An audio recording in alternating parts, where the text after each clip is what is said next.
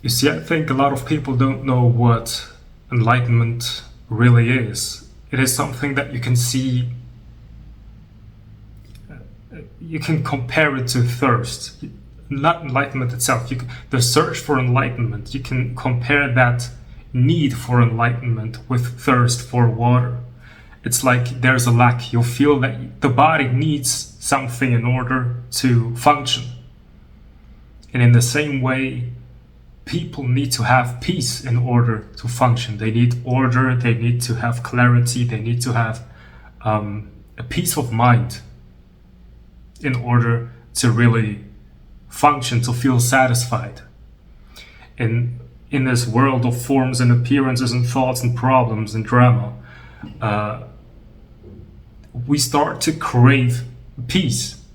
And ultimately, a person who says, actually, I need enlightenment, that person understands that this cannot be found in chocolate, in cigarettes, in alcohol, in a girlfriend, in a boyfriend, in a marriage, but is still craving that kind of peace. So normally what happens is everybody is craving for the same kind of peace.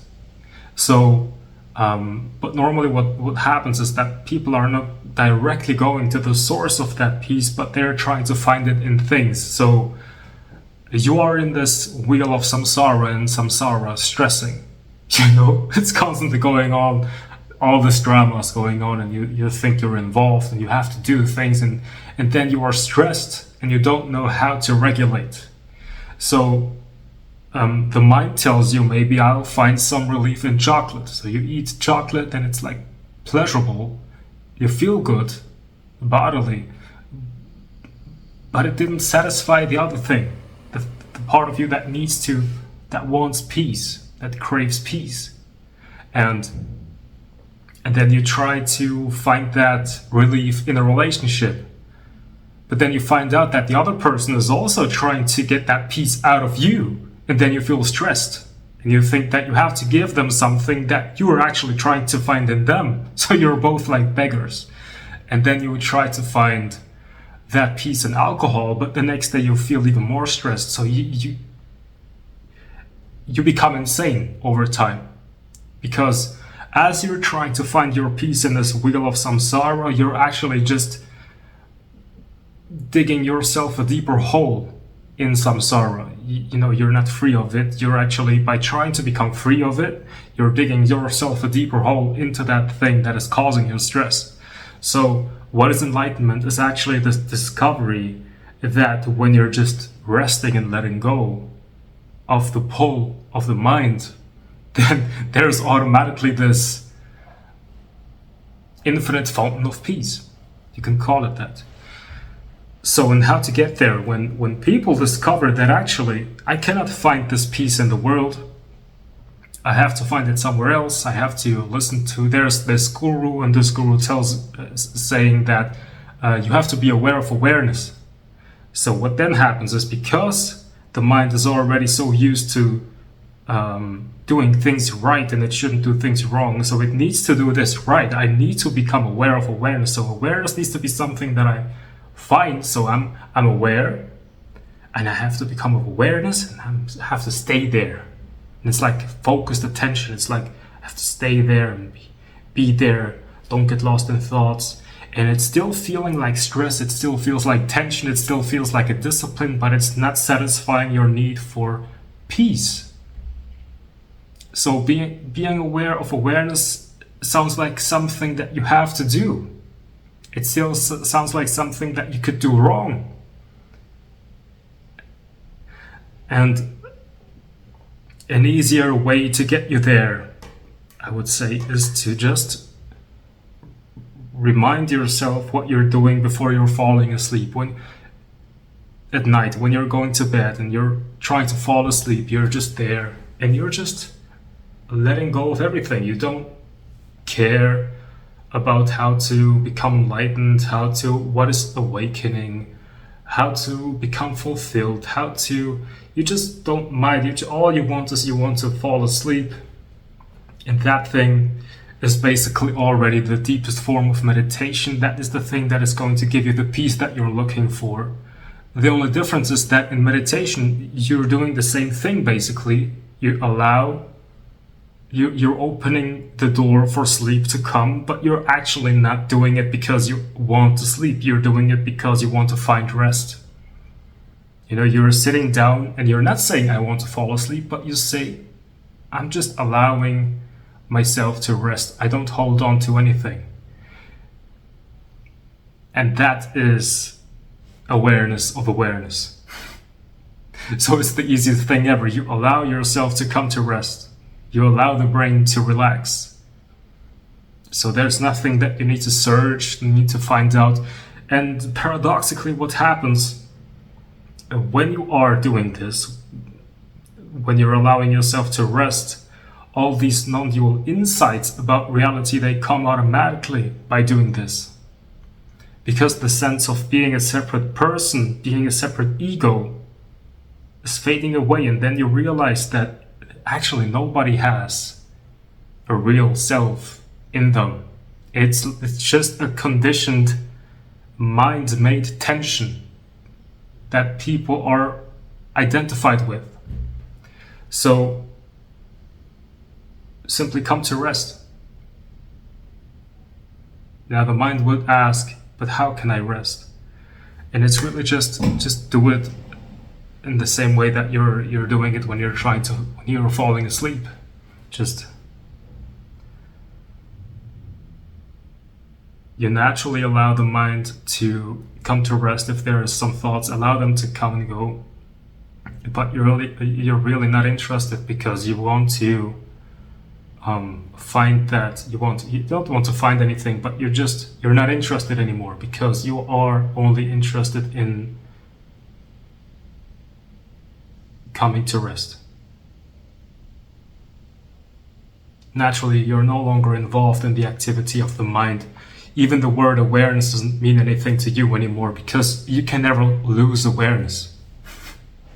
You're not someone who is aware and then ask that someone who is aware, you find awareness and then you stay there and then you rest as that and then you wait and wait and wait and wait until something happens. Or you are constantly asking, who am I, who am I, who am I, who am I, who am I? And then you're getting frustrated. When will something happen? You simply directly experience what is being meant. It's the natural sleepful state whilst being awake.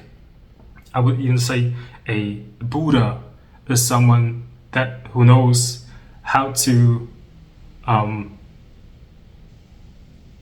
go into this sleepful state at will. So let's say you're at work, you're doing something because you're more or less always in the state of being relaxed in the mind. It feels like being a little bit asleep, a little bit functioning in the world, but you're not really emotionally or mentally involved in the drama of whatever's going on. And then when you're having a pause, then you're just sleeping basically, but you're still receptive. You see? But there is no practice that says, I need to be aware of awareness, or I need to have a non-dual realization. All of that will naturally come because the non-dual realization is a fact. Non-duality is a fact. It cannot be found. So it's like it's like the fish in the water that says, I need to work on myself in order to really realize that the ocean truly, that my environment truly consists of water. No, it's a fact that the thing is water. You just have to rest and calm down, and all of a sudden it's like obvious.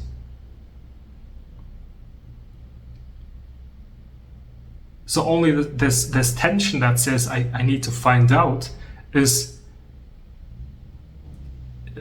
creating this assumption that it could be different, that there is a kind of duality. So, and I've done some research in the internet and on YouTube. If people have ever talked about it, there are some videos who more or less say it as directly as that. You know, I've done some research to see if people have really said it like this: is meditation like sleeping? And most people on the internet said no, it's not like that, because sleeping is losing awareness and meditation is to be focused and have a focal point of attention where you have to like constantly be aware of the breath and train your mind in becoming more attentive and more aware and more concentrated. But to me, that's not real meditation. That's just another thing with which you can torture your mind, basically. It's just a practice that you do, and you're basically disciplining yourself. But real meditation means coming to rest and entering this true emptiness, this shunyata, this placeless place, and nobody's here, but this, it's like home, the thing that was here before creation.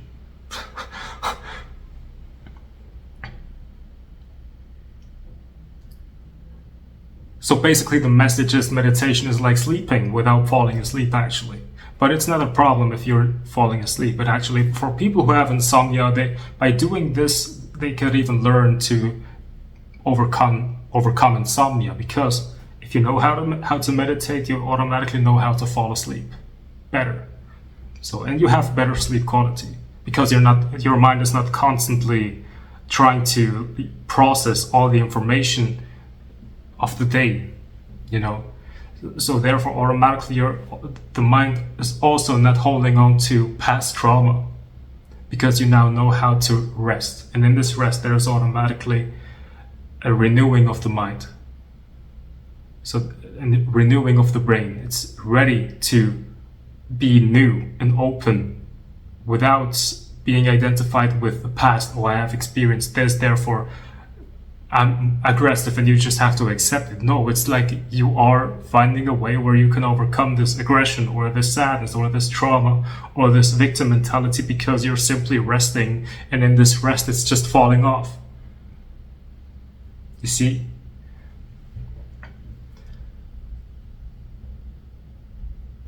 Yeah.